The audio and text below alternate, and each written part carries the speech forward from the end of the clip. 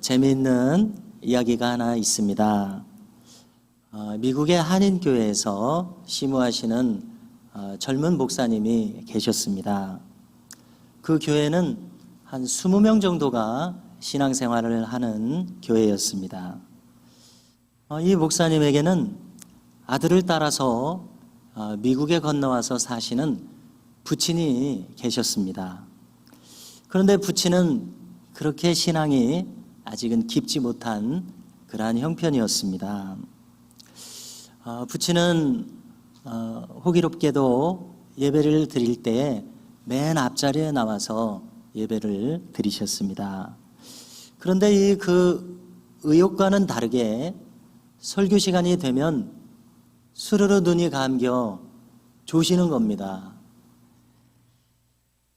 그리고 심할 때는 코까지 고시면서 조시는 겁니다. 그래서 젊은 목사님은 이러한 부친으로 인해서 교인들께 좀 죄송스럽고 민망한 마음을 가지게 되었습니다.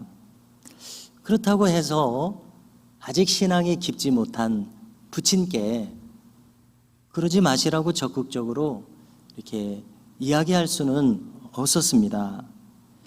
그래서 고심 끝에 묘안이 하나 떠오르게 되었습니다.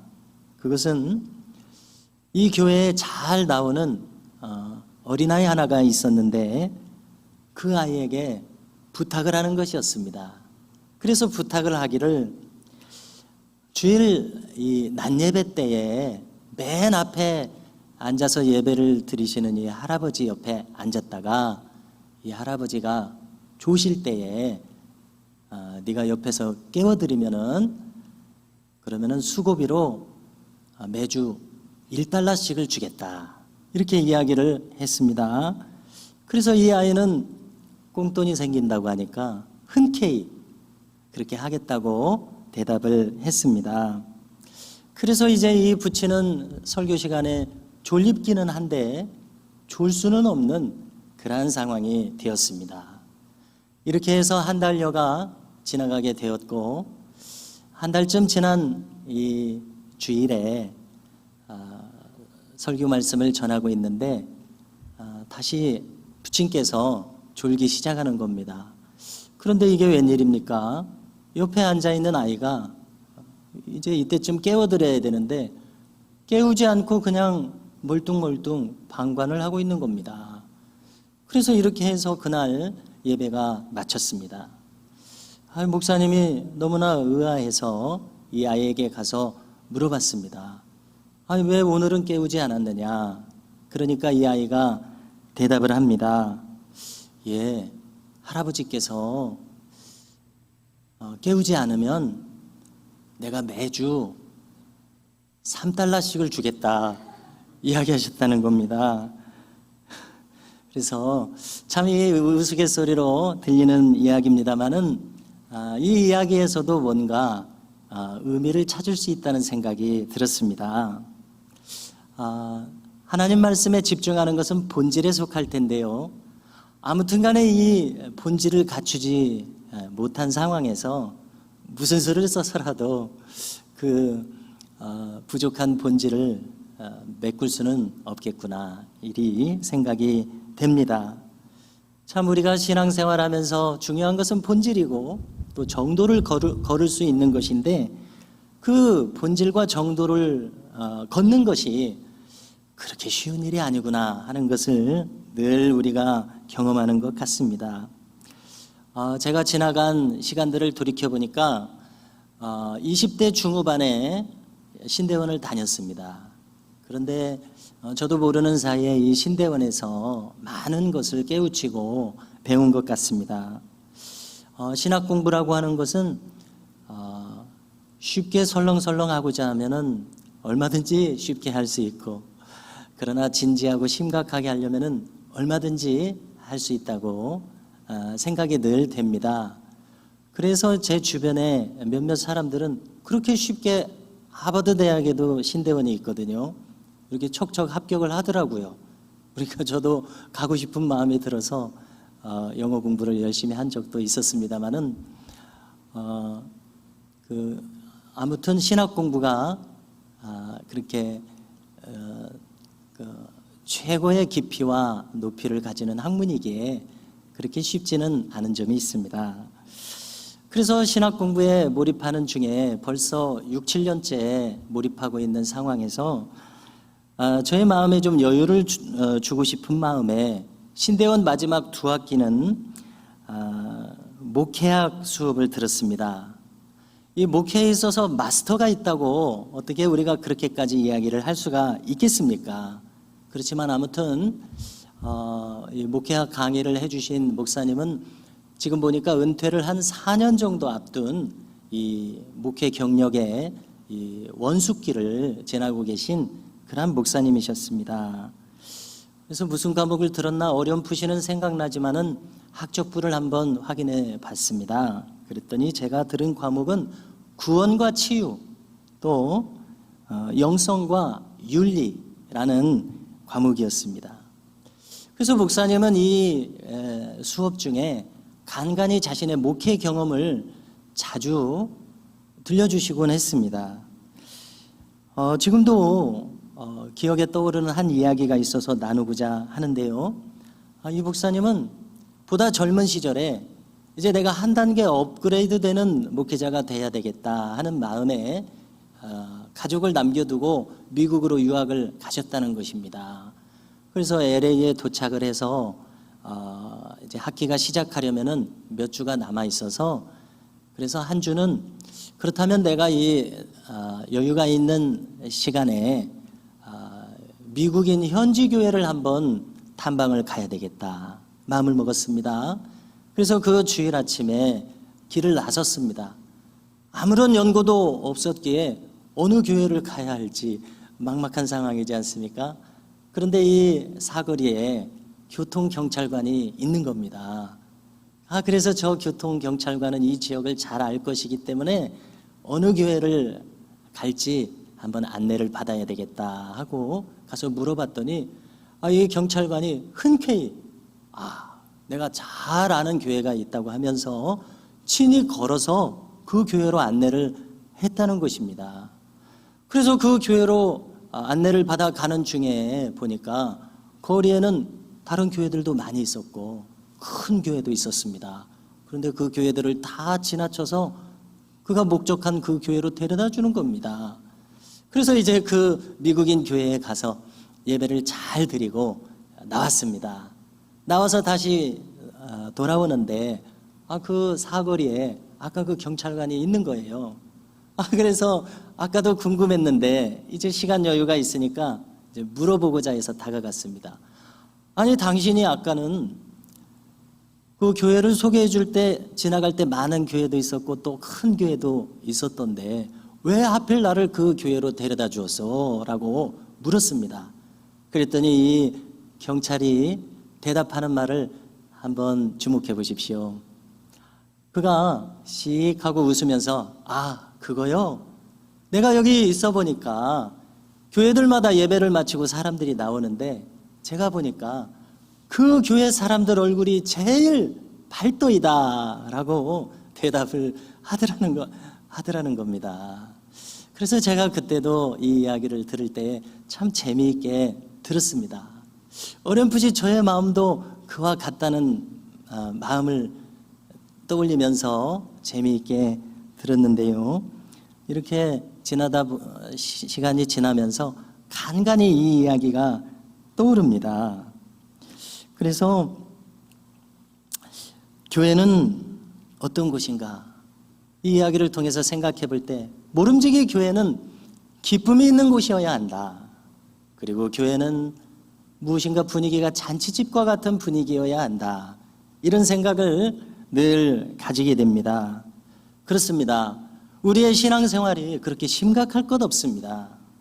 우리가 신앙생활을 해오고 인생을 살면서 때때로 부침이 있고 어려움을 겪고 어두움을 통과하지만은 마침내는 우리의 이 신앙생활의 결과가 기쁨으로 나타나고 감사로 나타나는 것이 바로 신앙의 정도를 걷는 모습이 아니겠는가, 이렇게 생각을 하게 됩니다.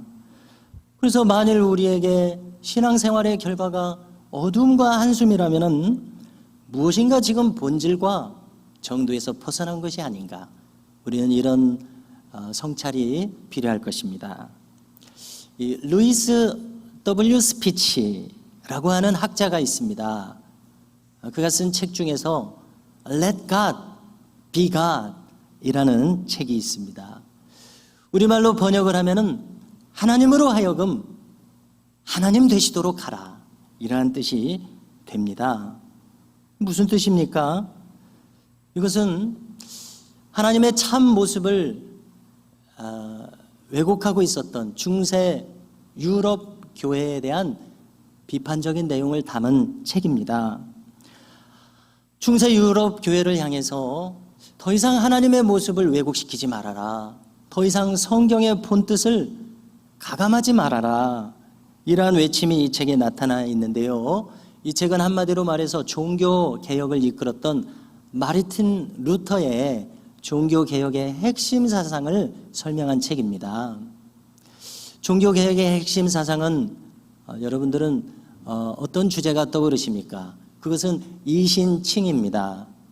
이 이신칭이라는 명칭은 그냥 새롭게 떠올린 생각이 아니라 성경 말씀 그대로입니다. 이신, 믿음으로써 칭의 의롭다 일컬어진다. 믿음으로 말미암아 우리가 의로워진다. 이러한 성경의 사상을 담은 명칭인 것입니다.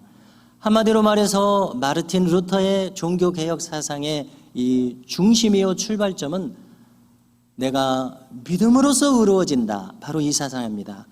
이것을 우리가 알기 쉽게 풀어서 설명을 해본다면 우리는 하나님의 사랑과 은혜를 받아들일 수밖에 없는 처지라는 것입니다. 우리가 아무리 노력하고 아무리 회개하고 아무리 예배를 많이 드린다고 해도 이것이 우리가 구원받을 수 있는 공로가 될 수는 없는 것입니다. 만약에 우리가 하나님께 합당하게 보여서 구원받을 수 있다면 이것은 인간의 공로일 뿐이지 여기 하나님의 은혜가 깃들일 여지가 없게 되는 것입니다. 마르틴 루터는 그 누구보다도 철저한 수도사로서 바울이 내가 바리새인 중에 바리새인이었다고 고백하는 것처럼 철저한 수도사로서 하나님의 은혜를 맛보고자 했지만 어떠한 자유도 얻지 못했었습니다. 그러나 이렇게 하나님을 찾는 중에 호련히 하나님께서 그에게 은혜를 주셔서 깨닫게 하신 것은 내가 애써서 하나님의 마음에 들 수 있는 것이 아니라 하나님이 십자가에서 이미 모든 것을 이루어주셨고 그 큰 사랑으로 나를 이미 품고 계시다는 이 놀라운 하나님의 은혜와 사랑을 내가 깨닫게 돼서 그 사랑을 받아들일 수밖에 없다는 것을 알게 되는 이 마음이 곧 믿음이라는 것을 그가 깨달았던 것입니다. 그러므로 그의 눈에는 중세 유럽 교회가 행하고 있었던 모든 인위적인 것들이 성경에 합당치 않게 보였었고 이것을 외친 나머지 교회 역사의 흐름을 바꾸고 유럽 역사의 흐름과 지도를 바꾸었던 놀라운 종교개혁의 역사가 나타나게 되었습니다. 참으로 중세 교회의 모습을 볼 때에 또 지나간 교회 역사 속에서 이렇게 인본주의로 전락한 교회들의 모습을 볼 때 참 인간적인 요소가 많이 끼어들어간 것을 우리가 찾아보게 됩니다. 중세교회는 한마디로 말해서 하나님의 자비를 한갓 인간의 돈으로 살 수 있다. 이렇게 생각하도록 이끌었던 것입니다. 그래서 흔히 면죄부라고 하는 것은 정확하게는 면벌부입니다. 형벌을 면하게 해주신다는 겁니다. 지옥의 형벌을 면하게 해주는데 이미 돌아가신 부모님의 이런 저승에서의 형벌을 내가 여기서 헌금을 할 때 면해 줄 수 있다는 이러한 사상으로 이끌려진 것이 바로 중세 유럽의 신앙의 타락상이었습니다. 한마디로 말해서 하나님을 그런 인간의 어떠한 노력에 의해서 좌지우지되는 값싸신 분으로 전락시켜 버렸던 것입니다. 그래서 루터는 외쳤습니다. 아니다. Let God be God. 하나님으로 하여금 하나님 되시도록 하라. 하나님 아닌 어떤 그 다른 존재로 전락시키지 마라. 이것이 루터의 외침의 본질적인 요약이었습니다. 어떠한 인간의 노력과 경건도 스스로를 구원할 수 없다. 그것은 오직 하나님의 은혜를 받아들이는 이 믿음에 의해서만 허락받을 수 있는 하나님의 선물을 따릅니다. 이것이 루터의 깨달음과 외침이었습니다. 자, 이제 오늘 본문을 한번 함께 생각해 보십시오. 오늘 본문은 사도 바울이 기록한 고린도전서 12장의 말씀입니다. 다 아시는 것처럼 고린도 교회는 참 문제가 많았습니다. 참 교회 문제의 집합체라고 할 수 있는 그러한 곤란한 교회였었습니다. 이러한 교회를 향해서 사도 바울은 고린도 전후서의 이 긴 충심 어린 권면의 말씀을 그들에게 전하고 있습니다. 한마디로 말해서 바울은 무엇이라고 이 교회를 향해서 외치고 있습니까? Let the church be the church. 교회로 하여금 교회 되도록 하십시오 라는 권면이라고 생각을 합니다. 고린도 교회여, 교회의 참 모습이 있으니 그것을 잃지 마십시오. 교회는 교회다워야 합니다. 교회로 하여금 교회 되도록 하십시오. 그래서 그는 구체적으로 비유를 들어서 설명을 하고 있습니다.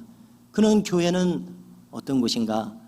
그리스도의 몸이 바로 교회라고 설명을 시작합니다. 우리가 몸을 언뜻 볼 때에 몸에는 사지백체가 있습니다. 많은 기관과 장기, 또 손과 발, 이 지체들이 있습니다. 그래서 우리의 이 몸을 생각할 때에 우리의 지체 중에 맹장이라고 하는 것이 있지 않습니까? 과거에는 이 맹장이 아무런 기능도 없는 그런 무용지물인 것으로 생각이 되었었습니다. 그래서 괜히 맹장염이나 일으키느니 아예 떼어버려도 무방한 것이 아니냐, 이런 생각을 우리가 가지게끔 했는데요. 그러나 이 최근에 의학이 발달함에 따라서 연구에 따르면은 이 맹장에도 기능이 있다는 것입니다. 그래서 대표적인 기능이 두 가지가 있는데, 하나는 면역 기능이 있고, 또 하나는 이 장내의 세균을 저장하는 기능이 있다는 것입니다. 그래서 이 장염이나 설사가 날 경우에 이제 우리 몸속에 들어있는 것을 다 이렇게 쏟아버리게 되지 않습니까? 그러면은 같이 우리 몸에는 유익한 세균도 있는데 이 유익한 균들도 다 함께 빠져나가 버린다는 것입니다. 이때에 이제 맹장이 활약을 할 수가 있는데요. 저장해 놓은 유익한 균을 이 장내에 퍼지게 해서 우리 몸의 면역 기능을 이렇게 균형을 잡도록 해줄 수 있는 이런 유익한 기능이 있다는 것입니다. 자, 이와 같이 우리의 사지백체 중에 우리가 비록 모른다 할지라도 무익한 무용지물의 기능은 없다는 것을 알게 됩니다. 하나님께서 우리의 사지백체를 만드실 때에 쓸모없이 만드신 것이 없다는 것을 우리가 이제 깨닫게 되는 것입니다. 그래서 교회도 마찬가지입니다. 맹장도 쓸모없어 보이고 그냥 이름 없는 이 무명의 장기인 것처럼 보였어도 유익했던 것처럼 교회도 마찬가지입니다. 우리 가운데 무익한 지체는 한 분도 없습니다. 자리만 지켜도 그 자체로 지체의 역할을 충분히 한다는 것을 우리는 기억해야 할 것입니다. 그래서 교회는 출석만 해도 큰 봉사가 된다는 것을 우리가 알아야 되겠습니다. 제가 이 지나온 교회 생활을 돌이켜보니까 참 재미있는 일들이 많았습니다. 신대원에 가기 전에, 신대원을 다니면서, 또 교육자로서 교회 생활하면서 오늘에 이르기까지 참 재미있는 일들이 많은데요. 그런 일들 중에서 나중에 생각해 보니까 절로 고개가 끄덕여지는 그러한 일들이 있습니다. 자, 교회를 한번 생각해 보십시오. 아무래도 교회는 이 여성들이 훨씬 더 많고 또 많은 분들이 이제 연령이 되셔서 권사님이 되셔가지고 교회를 두루두루 살피고 섬기시는 것을 우리가 늘 봅니다. 그런데 가만히 권사님들의 모습을 보면은 평생 교회를 섬겨오시면서 이 교회에 봉사하는 것이 몸에 그냥 익어 계십니다.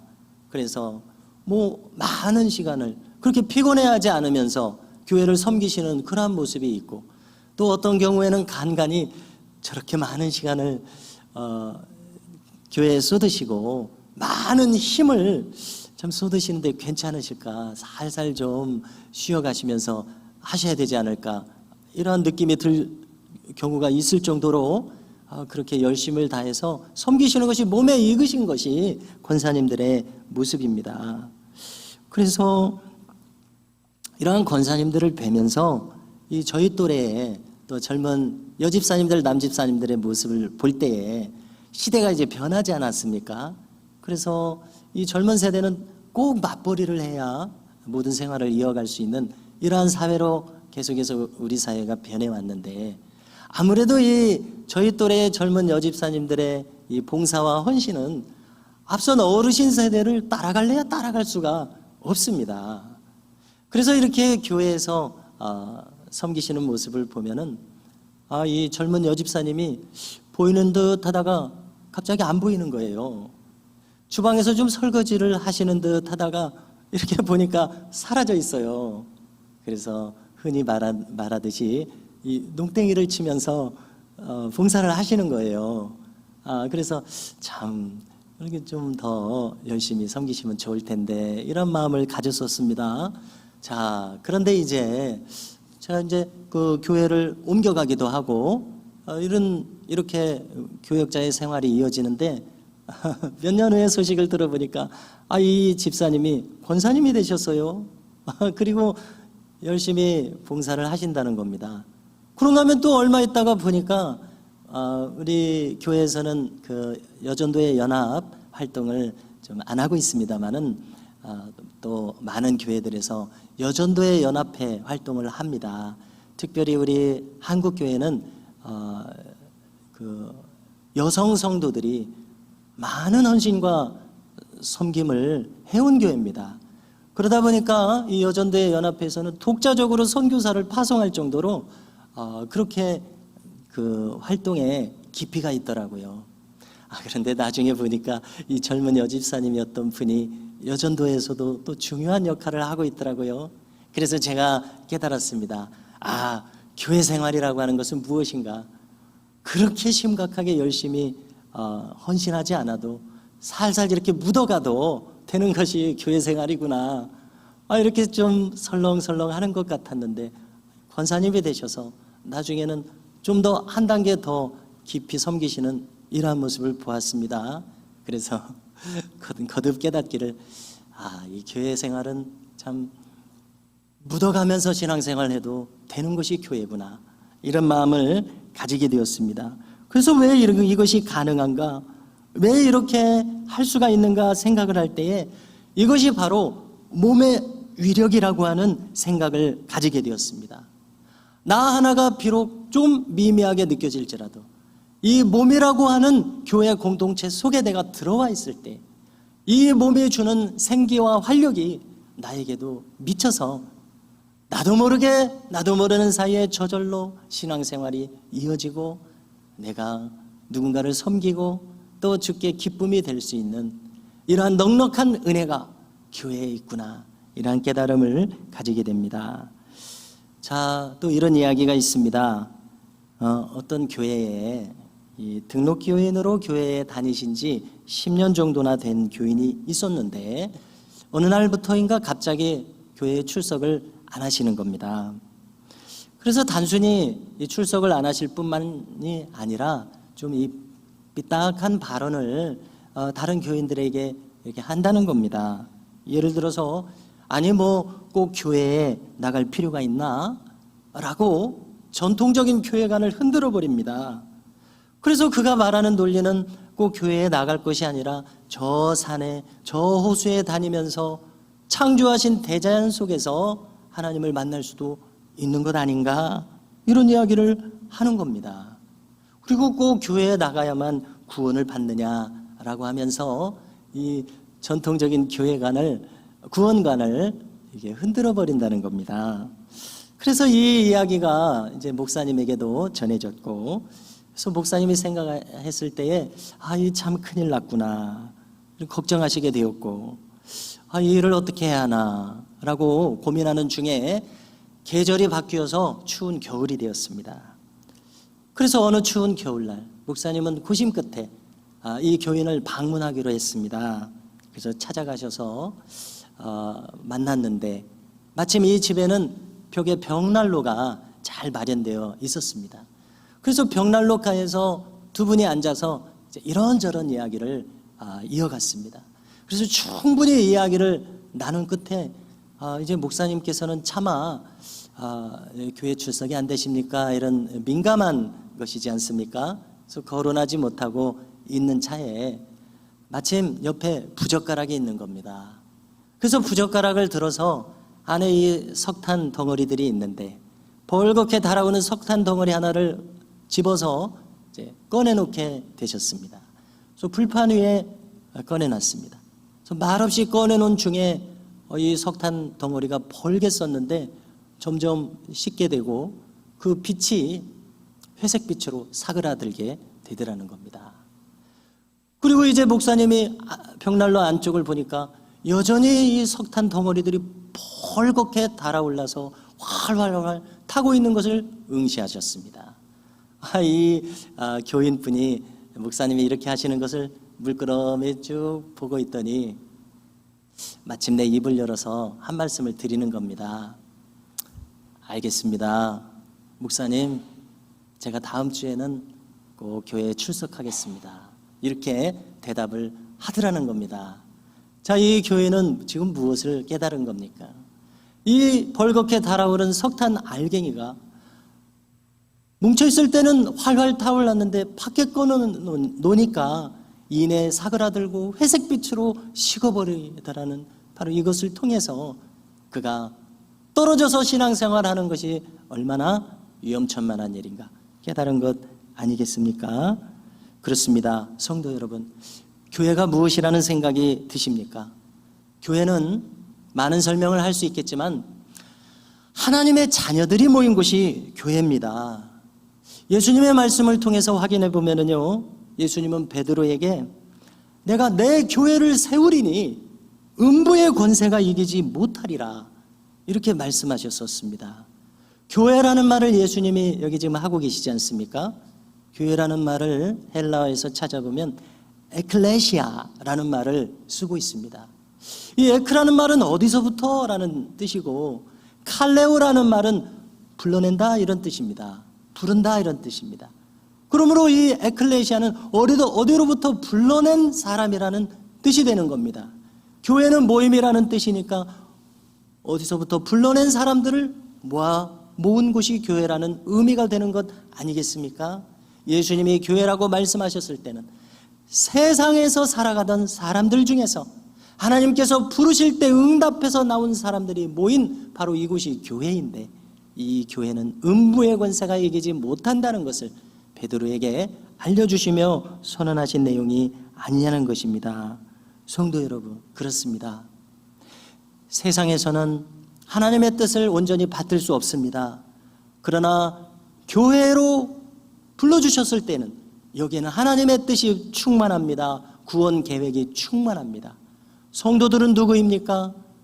교회는 꼭 건물이 아니라 이렇게 하나님의 뜻으로 모인 성도들이 하나님의 마음으로 하나 되어 있는 공동체, 바로 그것이 교회인 것을 깨닫게 됩니다.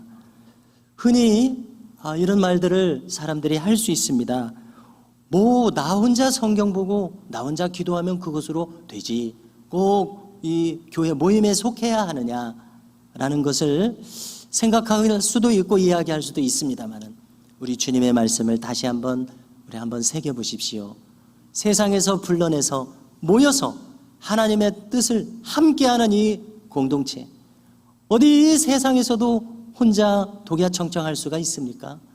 당연히 마찬가지로 교회도 그렇습니다. 나 혼자의 힘으로는 불가항력입니다. 그러나 하나님의 뜻으로 모인 교회 공동체는 몸의 능력과 힘이 있음을 우리는 기억해야 되겠습니다. 성도 여러분, 우리 민족은 어느 여타 민족들이나 마찬가지로 많은 전쟁을 겪었습니다. 많은 국난을 겪었습니다. 그 중에서도 가까운 시기에 이 6.25만큼 힘든 시간은 우리 민족에게 큰 고난을 주었고, 그 다음에 우리나라에 속한 교회에도 많은 이 일화들을 안겨주었습니다. 그 중에 한 가지 이야기를 나누고자 합니다. 어떤 목사님이 북한에 사셨는데 청년 시절에 이제는 더 이상 버틸 수가 없어서 피난을 남한으로 내려올 수밖에 없었던 것입니다. 6.25 전쟁 중에요. 그래서 고향 땅을 떠나서 남한으로 내려오는 그날 높은 언덕에 올라가서 다시 한번 고향 땅을 바라봤습니다. 그랬더니 어려서부터 다니던 교회가 불살라져서 활활 타오르는 그러한 모습을 보게 되었다는 것입니다. 나도 모르는 사이에 눈물이 하염없이 흘러내리면서 너무나도 가슴 아픈 가운데 이 목사님은 스스로 결심하게 되었다는 것입니다. 내가 이제 저 남한에 내려가면 내가 이 교회를 세우리라 라고 결심하신 이 목사님이 30-40년 많은 시간이 흐른 끝에 이제 목회자로서 교회도 섬기셨지만 또 많은 교회들을 국내에 세우시는 그러한 역할을 감당하셨다는 이러한 이야기가 있습니다. 이 놀라운 참 절절한 이러한 목사님의 사연에는 못 미치겠지만 저도 비슷한 경험이 있지 않은가 해서 잠시 나누고자 합니다. 제가 이 중학교 3학년 때에 저희 학교 선생님들은 저에게 권하셨습니다. 전주로 유학을 가는 것도 좋지만은 부안에서요 우리 지역 학교도 살려야 하지 않겠느냐 해서 고향 고등학교에 가도록 권유하셨어요. 그래서 제가 그 권유도 들었지만은 고향에 남아있게 된 이유 가운데 하나는 제가 어려서부터 다니던 교회를 떠나서 전주에서 유학생활을 해야 한다는 것이 못내 섭섭한 거예요. 교회를 떠나고 싶지 않은 마음이 저도 모르는 사이에 생겼더라는 것입니다. 그래서 감히 제가 교회를 사랑했다고 말하기는 어려울지 몰라도 교회를 떠나는 것이 이 섭섭한 마음, 어느덧 3년을 지내는 동안에 교회를 사랑하는 이 마음이 저에게 생긴 것을 알게 되었습니다. 그래서 지금에 와서 한번 생각해 봤습니다. 아니, 이 어린 것이 이 마음이 어디에서 생겼을까 생각할 때에 교회 어른들이 많은 사랑을 저에게 주셨습니다. 교회 선생님들이 많은 사랑을 주셨고 전도사님이 저를 사랑스럽게 이름을 불러주셨고, 그런가 하면 가까이에는 이 중고등부 형님 누나들 얼마나 재미있게 사랑스럽게 이렇게 교회 생활을 하는 중에 교회를 사랑하는 이러한 마음이 저도 모르는 사이에 생겼던 것 같습니다. 성도 여러분, 이것이 무엇입니까? 이것이 바로 몸이 주는 생명력일 것입니다. 그래서 교회에 속한 내가 나도 모르는 사이에 하나님의 사랑을 전해받고 그 사랑 안에서 녹아져 있는 나의 마음을 발견하게 되더라는 것입니다. 오늘 사도 바울을 통해서 말씀하십니다. 몸은 하나인데 많은 지체가 있고 몸의 지체가 많으나 한 몸임과 같이 그리스도도 그러하니라. 여기 그리스도는 지금 교회를 가리키고 있습니다. 성도 여러분, 오늘 다 함께 이 경구와 같은 말씀을 기억할 수 있기를 바랍니다. 주님께 소중하지 않은 지체는 한 사람도 없고 바로 이 한 사람 한 사람의 지체를 위해서 십자가의 사랑에서 생명 바쳐서 우리를 은혜로 감싸 안아주셨다는 이 사실입니다. 다 함께 기억할 수 있기를 바랍니다. 교회로 교회되게 하라.